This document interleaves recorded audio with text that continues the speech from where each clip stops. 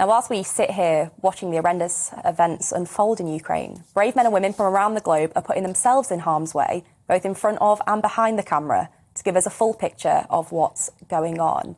And I'm delighted to say we're now joined in the studio by our very own Alastair Stewart to tell us about the reality of reporting a war on the ground. Alastair, thank you for joining us this morning. You obviously have a history of war reporting, not only on the ground in the Gulf War, but also from home on the Iraq War and other conflicts. Just give us an overview of what that's actually like.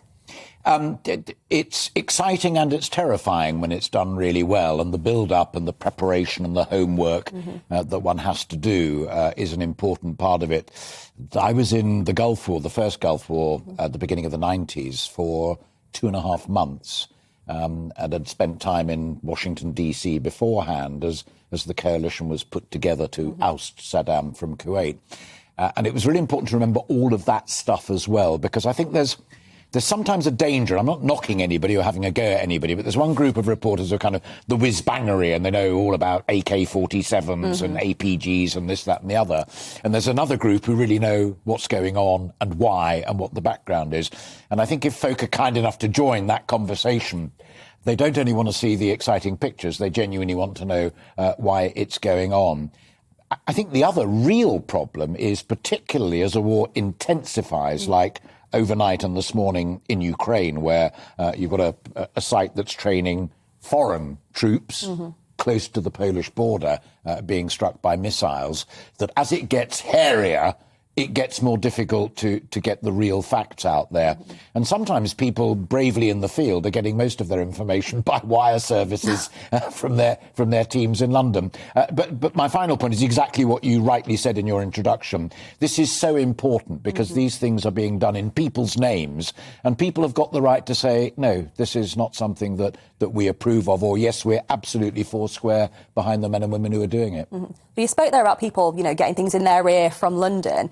But how has that changed over the years? Because obviously now we've got social media playing a role in sort of trying to gather that information as well. Do you think that's made it more difficult? Yeah, I think it's changed almost beyond imagination in the 40-odd years that I've been doing it. The first war that I was involved in the coverage of, albeit based in London, was the Falklands War. I mean, we had brilliant people like Mike Nicholson down there and Jeremy Hands. But as a very junior reporter, I would go to the daily Ministry of Defence reports.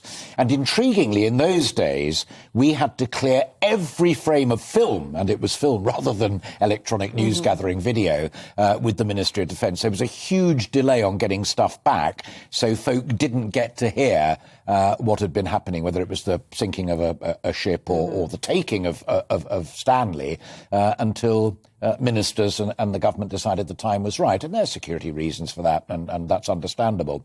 By the time we'd got to the Gulf War, we had reporters embedded, the great Martin Bell for the BBC and my brilliant friend Paul Davis for ITN, right up front. But there was still a delay. And I was chatting to you earlier on this morning about an intriguing example.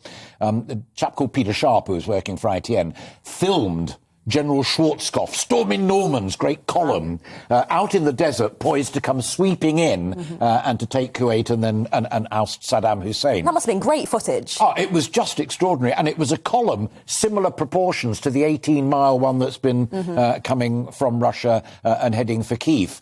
And we cleared it with our Ministry of Defence minder, who said, OK, you have a choice to make. You can pump that out tonight because you've got it, and you will delay the attack. You will cost other lives on our side, but you've got it, and if you're going to run it, you're going to run it. And at the highest levels at ITN, for 24 hours, we decided to sit on it because we didn't want to delay the invasion to save lives, and we didn't want to put our own people at risk. But you're absolutely right. I'll give you one final example of the dangers of the immediacy. And again, actually, this was the Gulf War, so it's a long time ago, when CNN were broadcasting, as we all were, by satellite. So that element of it, the links were live, like you and I are now. And this guy said, we've just had a missile attack on the Dahran base, and it missed a canteen by no more than 50 metres. Wow. The next missile didn't miss, because it was all monitored in Baghdad. Thank you very much indeed. So you really do have to be very, very careful. And it is the fog of war as well.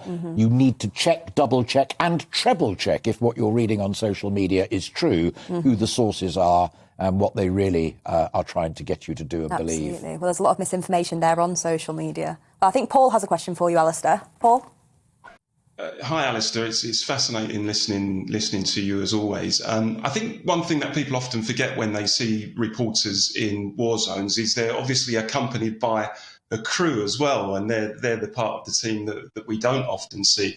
And I just wonder what it's like in terms of being part of that team under threat in a war zone where your own personal safety is at risk, but particularly the impact on the crew's families as well, because I'm sure they've all got families back at home. And it must almost be like sending a loved one off to war. I wonder what the impact was like on your own family and those of you, the crews that you work with in those places.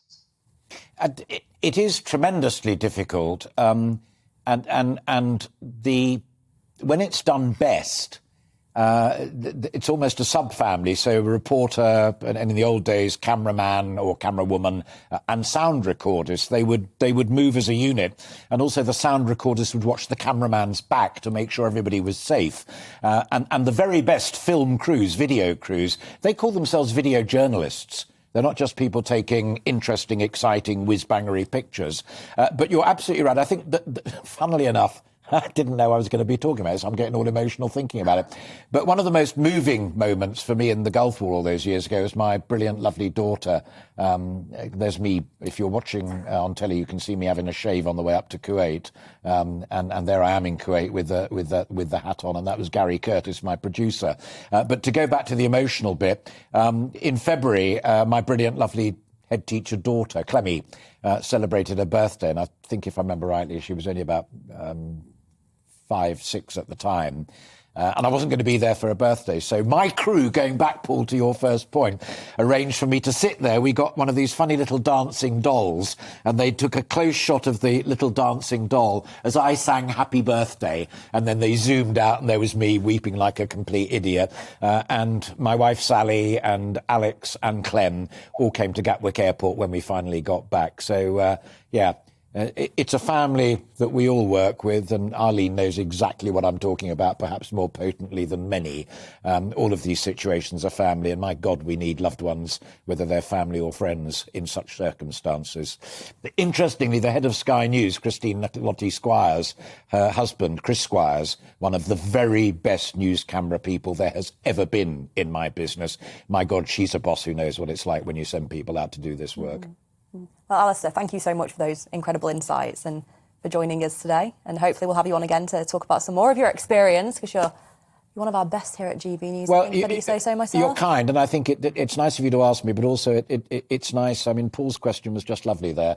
It's not just whiz-bangery, it's people. And let's never, ever forget, it's people. And it is that human side, I think, that sometimes people often do forget. Absolutely. Brilliant. Thanks, Alastair.